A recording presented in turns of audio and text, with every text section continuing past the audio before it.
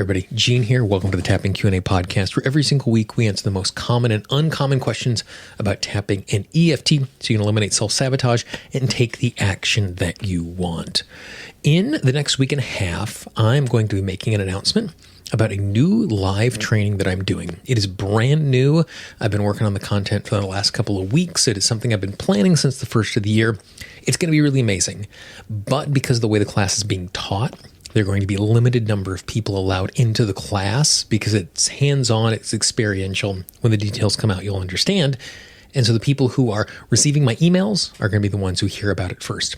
So if you'd like to be on that list, all you need to do is go to tappingqna.com, click on that big blue button. Not only you get access to our free 10-part guide on how to eliminate self-sabotage, you'll also get the information the moment it is made available about the new training. Deciding what they need is very disrespectful, actually. It takes you out of the moment, so you're not very useful anyway. This is Gene Montrose-Stelling. Welcome to the Tapping Q&A podcast, recorded live to tape from Williamsburg in Brooklyn. This is episode 468, originally aired July 1st, 2020. Hi, everyone. I hope this finds you well wherever you are and whatever time of day you're getting a chance to listen to this. Thanks for spending some time with me today. Today, we have a conversation about emotional first aid. And you know, if you've been tapping for any length of time, that in a moment when we are feeling overwhelmed or emotional or distressed, that tapping works really, really well as a first aid response in that particular moment. But the problem is the way that most people who know tapping show up when they're going to be helpful to other people, when they want to share tapping in that moment, particularly when we're working with young people. And so that's the reason why we have this conversation today with my friend Jondi Whitis. Jondi, as well as anybody I know, knows how to work in the moment to help people bring back to where they want to be in a healthy emotional state, particularly with kids. And so I really wanted to have a good conversation with her about this. One of my favorite quotes inside of this is she says something like, "This isn't tapping, this is emotional first aid." And in that moment, she's talking about using a tapping protocol, but recognizing how we approach this in a really different way than we would a regular session. At the end of the interview, I want you to stick around because there's something really specific I want to talk about reflecting on the interview. But here is my conversation with Jondi Whitis.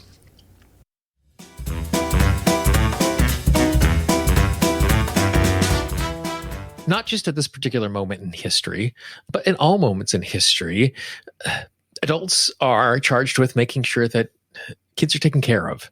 And oftentimes taking care of them is not just about simply meeting their needs, which is a good thing, but it's also helping them to respond to difficult things in a moment, as well as equipping them so that as we go forward, we're able to do that. I know it's always been a real passion of yours. What have you learned or what are you discovering as we're just trying to provide emotional aid to the young people in our lives? I think a good answer to that is to try repeatedly to get yourself out of the way. You know, what is theirs and what is yours is often difficult for caregivers and stewards of children to figure out unless you just consciously want to do that. And so I guess what I have learned is to not only be more conscious of that separation, but also to teach others how to do the same. Mm-hmm. And then as we become aware of that particular thing, and let's pretend that we are self-aware enough to be able to see that clearly, where we all have moments where we do that and others not so much, then what then becomes the steps? Like what are the things that we can start doing to help the young people around us? Well, I don't think it's a surprise to hear that first you get yourself out of the way, right? And we've been doing that for 30 years since Gary Craig, but if you're not a tapping person, that's fine. The idea is just like on the airplane, the usual, put yours on first. Because if you're not a grounded, thinking, conscious kind of person, you're going to be less effective at taking care of anything, including you. And if there's nobody there, if there's not a you, then it's going to be really hard for them to weather it. And that should not be a challenge that they have. So then after that is done, how do we then show up? Well, as we show up as a grounded person, we realize that we've got some practiced, keyword there, practiced ways of staying grounded and modeling and demonstrating what it is that we want in return. This is akin to everybody yells at a pool, don't run, instead of walk. But that is a practiced verbal first aid response that is going for a result we actually do want instead of just flapping. What does that look like then in a practical manner when we have a young person who's in distress? Mm-hmm. Well, first of all, I would like you to think about how to approach them in a way that, whether they're an animal or a child, it's actually the same. Getting in their face or hovering over them or coming at them too fast is all the things you wouldn't want either. So the idea is I'm consciously approaching them and fixing them with my attention. Okay? It's so easy to just get that one thing wrong by multitasking our way through parenting. I think we've all figured that one out. And I'm guessing when you say fixing them with attention, you're using fix as in beat in on and give them our attention. Our attention is not the thing that is fixing them. You're absolutely correct. What I mean is actually to focus upon the person in distress in front of you. Okay, great. So I have put everything down. I am fully present. I am in front of someone, approaching them gently. Great. Now what? You might start by remarking on what you see, what you observe. Jim, you look really upset. What's going on? Right?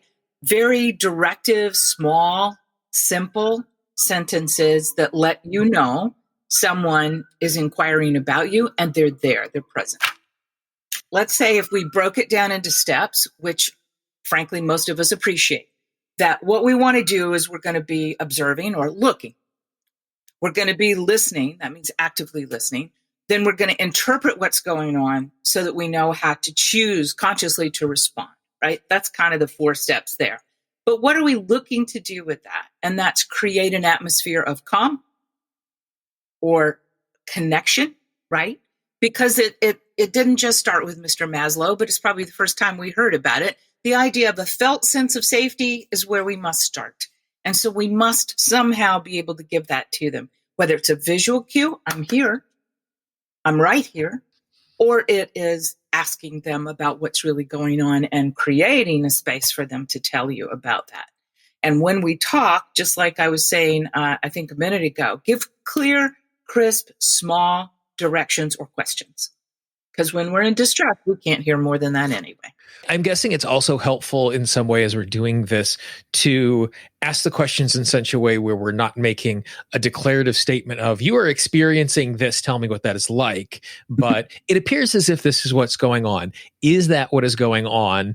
Then once we get confirmation or we give them the ability to kind of reframe that a little bit, then we can start asking about their experience and what that is like. Absolutely. So in my mouth right this second, it comes out, Jim, you look upset. What's going on? Right? And that doesn't judge the upset, which is frankly what we don't want. Okay. So then once we started the conversation, once we've let them know we are listening, once we let them know that we understand what is going on, what do we then do with that information? Then I would like us to move into the helping category of giving them an in-the-moment strategy or intervention that's going to help. And often in Jondi speak, it turns out like this. Just do this while we're talking. And right now, if you could see me, you would see I am tapping on any of the spots. But frankly, a really good one is the collarbone or under the eye, because children always report, my tummy doesn't feel good or my stomach feels bad. And that gets us all into polyvagal. Do we need all that? Heck no. What we need is this is a simple in the moment interaction of something to do with that upset, Jim. And I think the thing that's super important inside of that, one is just because of the way that our mirror neurons work. When we see someone else doing something, we're inclined to understand and engage with that in a specific way. The other is and this is just, I think, with any modality, but tapping in specific, those of us who are excited about and are wanting to be helpful want to explain everything, want to explain biochemically what is going on with the vagus nerve, and like all of that stuff. And in the moment, particularly kids, they don't care. Like I have always found tapping with kids significantly easier than adults, because I'm like, you're in distress, want to try something that'll make you be out of distress? And they're like, okay, let's do that thing. Absolutely. And so my version of what you just said was, this always helps me. Do this with me. Try this right now. And as you see, those are all small, non-judgmental action steps for them to take and try with you while you're there. Yeah. And the other thing I think that's really important in this, and I'm sure we're going to see this as we kind of get into the conversation and the next steps, is oftentimes we feel like we are told as tappers to be as specific as possible, and being as specific as possible is the thing that will make it successful. And we often mistake that for, I have to be specific in order to be successful, when sometimes as specific as possible is, I am in distress. And if we are talking to someone, particularly a child who has very primary emotions, they're unnuanced in how they are showing up in the world, simply they're tuned in. Like, we don't need to do anything more than that because they are there. And by simply saying, hey, try this thing, this will be really, really useful for you, I am guessing that as we do that, clarity starts to come, and they're actually going to have more vocabulary because we're taking the edge off of what they're experiencing. I think you're absolutely right. And there's two things to point out here. One, this isn't tapping. It is not tapping. So forget about the words outside of the concept of verbal first aid, means short, specific, helpful, right? Secondly, the idea of tuned in, you're absolutely right. The gospel is, you don't need words. You can see they're already upset, and they just confirmed it to you. So they're as tuned in as you need them to be. So proceed with where you are, right? Meet them where they're at. Great. So after we've given a quick little strategy, a quick little intervention, what do we do then? Well, then I think if you have the opportunity, let's underline that. If you have the opportunity, you might not. That might have been in the middle of a riot. That might have been in school or in their room. I don't know what you have time for. But if you do have time and you do perceive that you have permission now, they haven't run away, they didn't shut you down, that's when we want to ask them to describe what they need, right? Right? What do you need is not a bad question for most kids. I mean, if they're too young, they're not going to know what they need. But I'm thinking that a lot of these kids are going to, that you're going to teach this, are probably going to be in the 5 to 11 idea, right? And so that means they do have a sense of what they need, or what is going on right here that I can help you with, right? And I'm indicating with my hand right now, inside. Yeah, right? and it's interesting you say inside. Like from a very, very early age, we teach children how to talk about physical sensations. Tell the doctor where it hurts, and then the doctor or the nurse or the medical professional is very, very good at asking specific questions to get them to think about the distress or pain in a specific way. And so, even if they don't already have an emotional vocabulary yet, they do have a physical vocabulary to talk about what their sensations are. And so that becomes a really easy thing to ask them about, because they've been trained already as humans in the way that we live in this modern world to talk about what is going on inside of their body, which becomes another great way to tune in as we're like finding ways to be helpful in that particular moment. I love that. That's a great point. And another kind of question is, where does it feel bad? Yeah. Right? Yeah. Just really simple, cut to the chase, because in grounding, what we're really doing is we're trying to get into the somatic. We're trying to get into the physical body, and we're trying to get into the nervous system, and we're trying to get into the limbics of the brain. None of that needs to be talked about. Just the idea of grounding involves those. So let's get there right away. And I think the other thing that before we step on, the other thing that I think is really important, you underlined the idea, if there is the opportunity to, it's really easy to turn any transformation, be it transformation that we're providing for someone else or that we're doing for ourselves, to turn it into this all or nothing proposition that I am only successful if I have taken care of everything. My buddy Dan Cleary, who does pain management, always talks about the 10% solution. How would your life be better if we reduce this by 10%? As someone who is doing pain management with clients who may never be out of pain because of the nature of the physical elements they're dealing with, like there will be pain. By reframing it in that case, where he's reframing it for his clients, in this case, for us as the people who are wanting to be helpers, oftentimes we think we want to take care of everything. And sometimes we don't have the capacity to take care of everything because of time or other restraints. And sometimes we don't actually have to take care of everything to manage the situation that we're in. We just need to be helpful enough so that whatever is next is accessible for them to do next. And so to give ourselves permission to go, okay, I've calmed you down in a moment. Awesome. That is the success that I've been looking for in this particular moment. Right. And let's also, take a page out of Ann Adams' book. The idea that we respect a child to have some problem solving capability if we can help them get back to grounding is true, right? So if I can, again, work with the felt sense of safety, if I can get you back to feeling safe enough to breathe, to get back in your body, to start thinking, chances are good they do know a lot about what they need to do. Just the simple stuff. And that's what we're looking for here. The basic reassurance, you're safe, I'm here, or I'll help. You may not know me, but I'm here and I'll help. I'll stay with you, right? Those things, I believe, help them get into the sense of, okay, I'm good to go. Okay, I'm good from here. Are you all right to go back to the classroom? Are you okay to get back on the bus? What is it? But those are just really simple things. And I think the other part of it is we need to remember that we are not at our best when we're afraid. And neither are they, right? We're just not there. And so our expectations can be self-managed as well as passed on to them. There's nothing wrong with actually saying that to them. Just saying, you know what? I'm not at my best when I'm upset about things either. Here's what I do. Very simple. And I think the other thing inside of this is that it's really easy to bring my adult mind to what okay looks like. And I learned this lesson really starkly when I got the chance to tap in response with kids to a typhoon in the Philippines, was how, like, the conclusion I came walking away from it is that for kids, their emotions are real. No doubt about that. But their emotional crayon box has 8 crayons on it. And they are very large primary experience, where my emotional crayon box has a minimum of 128 crayons. And it could be the multi-pack beyond that I have 7 layers of anger that I can show up with.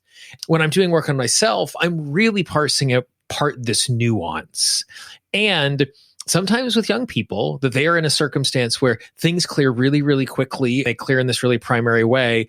We are trying to overfunction in the way that we're being helpful when help's done. Like we have achieved what needs to be happened. What we need to do, and the questions that you're asking is, we actually need to trust them and trust the fact that when they answer questions, they're actually saying what is true. And it's not that I know best about what's going on. Like in the circumstance, I'm showing up as an adult saying, hey, I have something that can be helpful because I can recognize the fact that you cannot regulate in this particular moment. That is expertise I'm bringing to the moment, but I'm not an expert of their experience. I'm not an expert of what they're feeling. It is a call to me to listen carefully to what they're saying and actually believe them. I think that's well said. Active listening means you're listening. You're not thinking of what you're going to say next, right?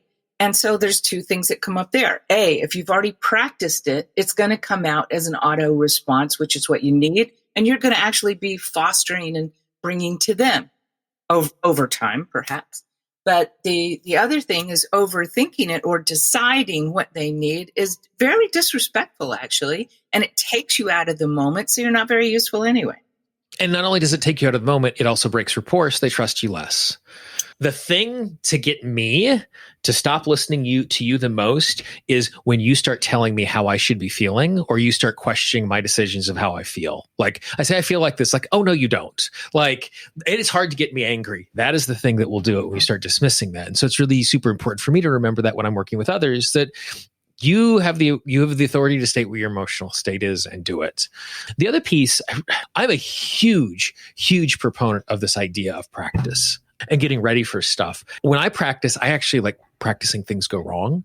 So I'm ready for that. As an extreme example of this, years ago when I was learning how to do stage hypnosis, I set up 9 chairs in my living room. I put 9 stuffed animals in there, and I would do full stage hypnosis shows out loud to nobody in particular.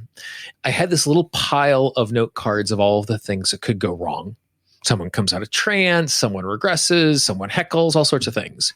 Every 5 minutes as I was practicing, a little bell would go off and I had to pull out one of these cards and I had to respond to what is going wrong. I was practicing things going wrong ahead of time. I wasn't just doing a fire drill, but I was also thinking about the things that could go wrong. So that when I practice solving problems, if a problem that I have not practiced comes up is there, I've already learned that I can deal with the unexpected. Being in a circumstance where, like, when you say practice this stuff, for me, it literally means I'm practicing saying the questions out loud. It's not just like, oh, in the circumstance, I will do this, but it's literally saying these things out loud and play acting conversations with young people. Whenever I need to practice a conversation, I have a stuffed unicorn that is still hanging out in my apartment that needs to be sent as a gift to a friend. And the unicorn becomes my conversationist because I really want to be in a circumstance where I am having words come out of my mouth so I can feel them so they're more natural in the moment. Well, and you're also engaged. This is engaged learning too, right? You're using multiple sensory equipment that you have, right? And so Linda Wood's original projection tapping toy, Magic Buttons Bear, is a perfect example of that. And why not? If you have one around, great. If you don't, take a unicorn that's stuff that going out the door for somebody else. It doesn't matter, but that engagement plus something to project it onto keeps you focused. That's a great practice way. This is one of those things that when someone is, and this isn't to put too much pressure on us, but with something like this, we don't get second and third chances. If someone is distressed in the moment, we want to be as helpful as we can in the moment. Part of that is being as well equipped as possible. Absolutely. When it gets to the point where we can teach the child, that means not in the moment. That means when it's Tuesday and we have a fire drill, fire drill. The idea is not lost in us that if you go to any firehouse, you will see that it is set up so that everything is exactly in the place it needs to be. And they practice all the time because when they're popping out of bed and down the pole and whatever, they're just going like this. They're not thinking. It takes too much time and energy to think. And that is often helpful to kids who can visualize that. And I think what's really important there, and this is true for anything, particularly conversation with young people, but not just dealing with management stuff. There is a time to respond to something that is going on, and there is time to have a conversation about how we do this differently. And be it learning a tool, be it understanding the rules and expectations of our family when we have with someone who's misbehaving. In the moment of the distress or in the moment of the conflict or in the moment of the hard thing is not the time that we do the teaching. This is true for anything. When I am engaging with someone who is in distress, I'm like, hey, try this thing. Then, depending on how much of that distress we get through in that moment, then we have the opportunity to go, great. Do you want to talk about what we just did there? With a young person, it might even be better to go, you remember a couple of days ago when you had this really hard time and we did this thing? Would you like to learn how to do it on your own? Then we are teaching them in a resource state that allows them to actually learn versus being in a circumstance where we're just doing triage and we're trying to just provide relief in the moment as we're managing something. Sure. Well, there's so much packed into what you were saying. One of the things I want to backtrack on is you're going to blow it. I'm going to blow it. And the idea of being able to backtrack into that and go, let me try again is really important. Or, you know what I really wanted to do that I didn't quite manage was this. We're modeling so much more than the subject at hand today by doing that. And we break rapport so easily, as you said, and it can be as clumsy and innocent as, well, you, blah, blah, blah, blah, blah, blah, and just, all sorts of stuff coming out of your mouth is understandable, but not helpful. At which point you just go, what I wanted to teach you was this instead. I mean, really simple, honest things go a long way. And yes, not necessarily in that moment do you want to review that, but you can. I mean, it's better than not, right? A couple of things interesting inside of that. One is it's just really good for us to do evaluation of how we show up in the world. Even if we fumble our way through it in the moment, to ask ourselves the question, great. Like my favorite type of analysis is something called a delta plus. And in a delta plus, the delta is what would I do differently and the plus is what would I do again. So it's not what worked and what didn't, but it's what would I want to repeat? Because sometimes we come up with things in the moment where it's like, ooh, I want to do that again. Like that was a really useful way for me to explain it that I didn't think about ahead of time. But in the moment, because of who I was talking to, I did such a great job. And then the delta, it's not like, oh, I did this wrong. It's what would I do differently next time? Like what are the steps? Because then we're doing it in a constructive way. The other thing I think that is really important for us to recognize is the difference between triage methodology and transformational methodology. In the moment, my goal is to just help someone be put back together. Another time, when I'm in a session with a client or when we have a chance to teach someone, then we get the opportunity to explore root causes and why this is the case. In the moment, none of that. Most times, if we're doing something very spontaneously in the moment to help someone who's in distress, we don't have the time and space to do that work. And it's not about doing that work. It's about being helpful in the moment. Absolutely. I think that's a really great point. Now is not the time for that. Now is not the time for this. Just as simply as possible, all that we're really looking to do right this second is help them feel safe enough to get back into their body and for the blood flow to come back into their brain so that they or the two of you can figure out something better than this. And I want to hit that one thing, that piece that you just said there really specifically, because this is something that's important for us to hear. When we are in fight, flight, or freeze and cortisol is flowing through our body, one of the responses of that is happening is the capillaries in our brain squeeze shut to push oxygen to our legs so we can run away, so we don't die from the giant tiger that is chasing us, even if there's no tiger in this particular moment. And by doing any of these tools and getting them regulated quickly, the first thing that we're doing is we're returning oxygen to the brain. By doing that, all of a sudden, they instantly have access to way more resources than they did just moments before. That's right. Consciously using that concept is about fostering resilience, because the body learns its own way about resilience, but the mind learns it in a different way. And hopefully you've got those three paradigms of brain as well as heart, as well as body, that work together to form that. But in conscious resilience fostering or teaching, the idea is later, just like you said, later we can pump that gas or that accelerator by saying, do you remember when we were in the parking lot and this happened, but we did, and both of us, booyah, right? And we can help them consciously say that and become more empowered and feel more confident about they can get through this, whatever that is. I think I want to make sure that we talk about the fact that in the book that I wrote, it's really a handbook. It's a well thought out, if I do say so myself. I think we worked really hard to make it well thought out, that it talks about how to help yourself first, then how to help children. And the last part is how to pass that information on to other people, including groups, right? But the other thing in the book, we've got some charts that are really helpful for reference, like you could laminate them, so that you have a reference sheet right there, handy dandy, anywhere you go. But there are phases. That means times when what's appropriate. So there's just before. When I hear that phase, I think of me as a child in Florida, knowing the hurricane watch is coming, right? You've prepared your house and this is a way to prepare your body, mind, and spirit, because it's about to come. The next thing is as it begins. As it begins, we have a whole different sensory experience going down as the body starts reacting. As Gwyneth Moss says, something out there is making something in here, do something here, blah, blah. So as it begins is another phase. During is frankly the pandemic, right? That's like the pandemic.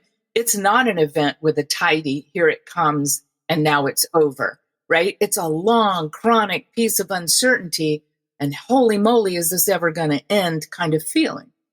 However, it could also be in a natural disaster, or you're hearing all that banging around as the eye of the storm is not yet come to us, and here is the eye of the storm, and now it's banging again, it's passing over. During is another of endurance, right? Same root word. Then there's just after. Oh my gosh, we survived is a great validation and reinforcement that we did survive and we did smart enough things that we survived, right? But then more towards the other modalities you might have is the initial recovery period, right? What do you need? What's missing? What should we address?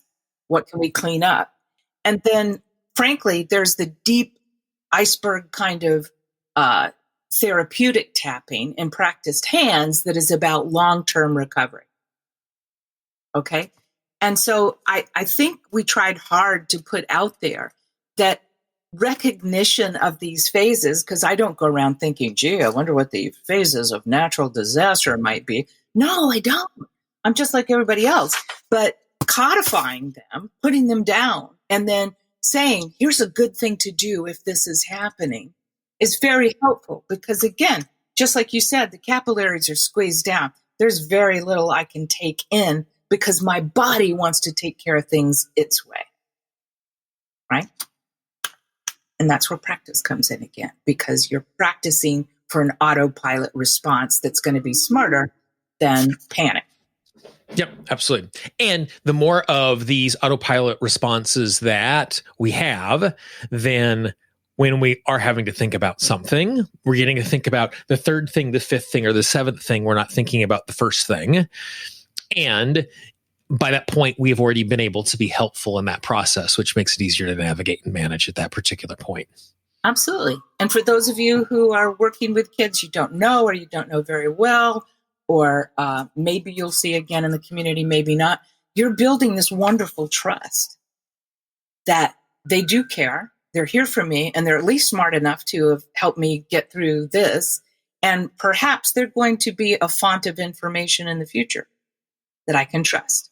So I think that's worth saying as we look at this as a community angle or a school angle, a hospital angle, first responders. Mm-hmm. The thing that we do is we reach for the tools that we know that work. Babies aren't taught to suck their thumb. They do it because it self-soothes. And so if we're doing things that are soothing, that are grounding, that are de-escalating, that are getting us back in our body, all of those things, we love the feeling of those things. We're going to choose back to them again, and we're going to choose back to them again, and we're going to choose back to them again. Particularly kids, they don't think of tools in the same way we do. They just do the things that work. Absolutely. And, we're not that much different. We're taller. We're older, but we're not that much different.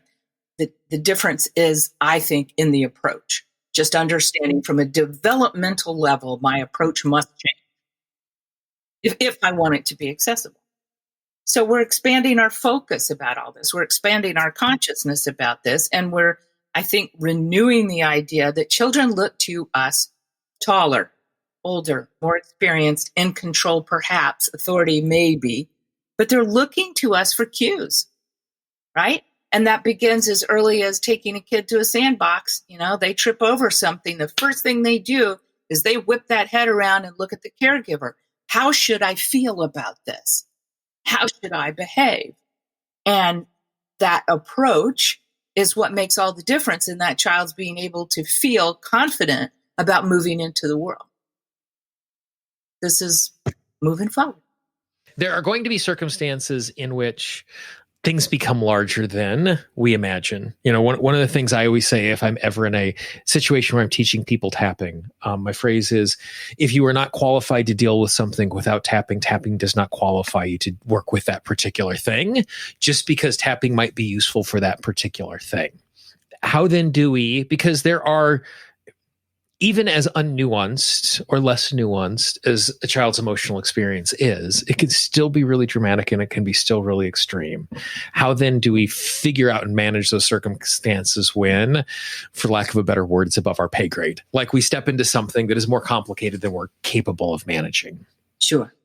Well, let's kind of take that in two parts. One, if you know that child, good, because you're going to be looking for behavioral changes, right? And usually those are just going to be kind of simple somatic stuff, right? Is that child visibly shaking? Are they uncontrollably crying? Are they withdrawing, shutting down, or hiding? Or are they frozen in place? Do they have a certain immobility or suddenly rigidity in their body? Reversion to older behaviors, like you said, self-soothing with finger sucking, or maybe loss of control, like peeing the bed at an age where we don't expect that. Posture, curling up, that body language they're giving you. Or maybe it's more proactive than that. Angry outburst, tantrums, flipping out, aggressiveness, belligerence, something like that. Or it might be much quieter, like loss of appetite, sudden change in friendships or ability to enjoy things that they had in the past. Those are all what I'd call tells. And again, I'm asking us to consciously look for that. And when it gets out of my pay grade, maybe right there, or it might be, I've tried this, but I'm not getting anywhere. Or they won't talk to me, or our dynamic is not supportive of that, or I'm really uncomfortable handling this because that happened to me. And you're triggered, all this, I didn't realize is going to trigger all this in me. Or you can sense there's something that you can't touch. All of those, to me, are signals that you need to get some help with this. First for you, by the way, first for you, right? I'm having a really hard time dealing with the fact that one of my students, right? And secondly, then, it's therapy talk to say refer on. What I mean by that is, can I do my best to get some reasonable help for this person with that thing, right? Who do I trust? One of the things I really appreciate about this, Jondi, is how deliberate, straightforward, and practical this is. Because in anything that we do healing and transformationally, like that's a good disposition. It's particularly good disposition when we're working with young people. Deliberate, straightforward, practical, because it's the way that we can be most helpful inside of that. So thanks for your time. I really appreciate it. Thank you. I really appreciate your helping me get the word out.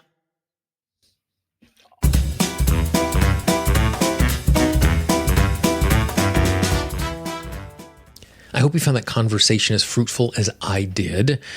Jondi is just such a great teacher and shows up in such a clear, specific way. It was mentioned in the interview, but I want to bring special attention to it. Her and our friend Deborah Miller, who's been on the podcast a number of times before, actually wrote a book called Emotional First Aid for Children: How to Quickly Help in Times of Trouble. I'm actually holding my copy right here. You can hear it there in my hand. That wasn't a sound effect. It's actually the book. It is essential for anybody who spends time with young people, not as a practitioner, but if you just have young people in your life, having the skills from this book, not even necessarily tapping skills, but having the skills of knowing how to be present to young people when they're in the moment of stress, is going to do two things. One is you're going to teach them a tool and help them in the moment in a way that's really powerful so they leave pain. Two, you're actually going to be doing a lifetime of difference. And I don't say that hyperbolically, but I know from working with clients for over a decade, the amount of time we spend dealing with traumatic moments from a childhood that the child did not have tools or adults around them to help them deal with the emotions in the moment. Therefore, they got stuck in the body. Therefore, they create trauma. Therefore, they stick around for a really long time. And so the more opportunities we have to help a young person when they are stuck in something emotional to get out of that, we're giving them the opportunity to not have that sticking in their system for a really long time. You can find the book on Amazon. You can find a link in the show notes. You can find a link at tappingqna.com/468, which is this particular episode. Again, if you are around young people at all, doesn't mean you're a parent, doesn't mean you're a grandparent. Just if you spend time with young people at all, this book is a must-have. I'm not getting anything for saying that. It's just something that I believe it's such a great resource. If you know someone in your life who could use this conversation, someone who is in a circumstance where they might provide some emotional first aid or spending time with young people, please pass this along. Don't spam your inbox and send it to everybody in the world. But the easiest way for someone to find a new piece of content is from the recommendation of a friend. And so you might make a difference in a friend's life, who then makes a difference in a young person's life, that then makes a long-term difference for them. It's a really simple thing. Just pass the audio along. It would mean the world to me. It is the highest compliment you can pay, is to recommend the resources we create to someone else. If you haven't done so already, please subscribe to the podcast. In podcasting parlance, subscribe is always free. If you go into Apple Podcasts, Google Podcasts, Spotify, Pandora, Stitcher, anywhere you find audio, if you search for Tapping Q&A, you will find the shows there. Click subscribe, click follow, whatever the button is in that particular ecosystem. When you do that, you're going to get delivered new episodes every single time a new one comes out. If you have a question or a comment, I can always be reached, Gene, Gene, at tappingqa.com. I love hearing from you. I love hearing your questions. Some of the best shows we've done have come from questions and recommendations from listeners just like you. For the Tapping Q&A podcast, this is Gene Montrastelli. I hope you have a great day, and I will talk to you real soon. Bye-bye. The Tapping Q&A podcast is copyright Gene Montrastelli Tapping Q&A. All views expressed by guests are those of the guests and not necessarily of Gene Montrastelli and Tapping Q&A.